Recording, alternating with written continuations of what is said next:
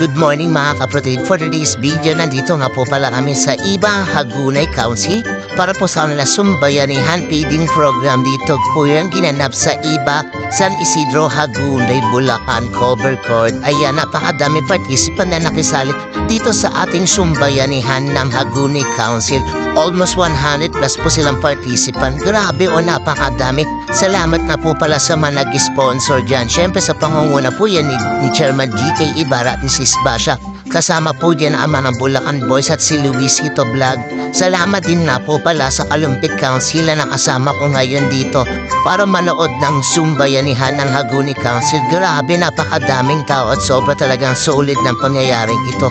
Kasama din po natin dyan syempre ang mga taga-Bukawi chapter na binababa po talaga kami para sa ganitong event. Sa pangunguna po yan ng aming leader at advisor na si Madam Rodelisa San Buenaventura. Ayun siya yung nakapula. O ayan, nagbi-briefings nga po pala kami para po sa magiging rules and regulation ng sumbayanihan. Sobrang solid, napakadami nila at alam ko lang sila i-deserve manalo.